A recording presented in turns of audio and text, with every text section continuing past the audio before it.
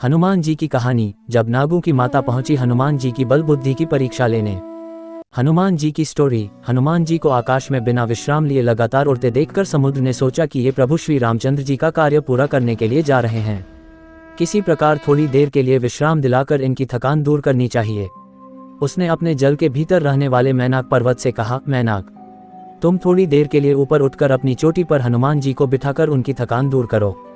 समुद्र का आदेश पाकर मैनाक प्रसन्न होकर हनुमान जी को विश्राम देने के लिए तुरंत उनके पास आ पहुंचा। उसने उनसे अपनी सुंदर चोटी पर विश्राम के लिए निवेदन किया तो हनुमान बोले, मैनाक, तुम्हारा कहना ठीक है, लेकिन भगवान श्री रामचंद्र जी का कार्य पूरा किए बिना मेरे लिए विश्राम करने का कोई प्रश्न ही नहीं उठता। ऐसा कहकर उन्होंने मैनाक को हाथ से छूकर प्रणाम किया और आगे चल दिए।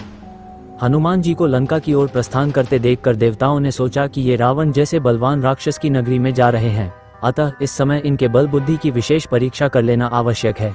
ये सोचकर उन्होंने नागों की माता सुरसा से कहा, देवी, तुम हनुमान के बल बुद्धि की परीक्षा लो। देवताओं की बात सुनकर सुरसा तुरंत एक राक्षसी का रूप धारण कर हनुमान जी के सामने जा पहुंची और उनका मार्ग रोकते हुए बोली, वानर वीर, देवताओं ने आज मुझे तुमको अपना आहार बनाने के लिए भेजा है।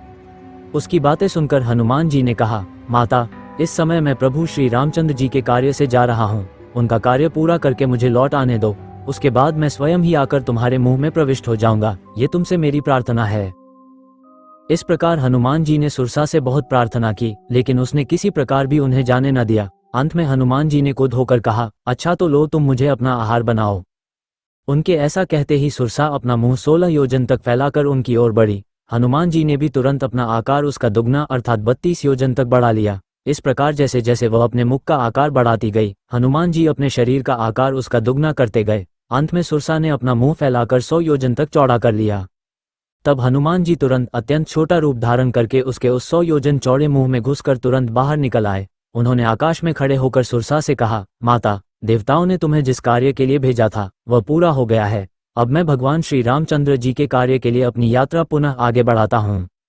सुरसा ने तब उनके सामने अपने असली रूप में प्रकट होकर कहा, महावीर हनुमान, देवताओं ने मुझे तुम्हारे बल बुद्धि की परीक्षा लेने के लिए यहाँ भेजा था। तुम्हारे बल बुद्धि की समानता करने वाला तीनों लोकों में कोई नहीं है। तुम शीघ्र ही भगवान श्री रामचंद्र जी के सारे कार्य पूर्ण करोगे, इसमें कोई संदेह नहीं है। ऐसा मेरा आशीर्वाद है।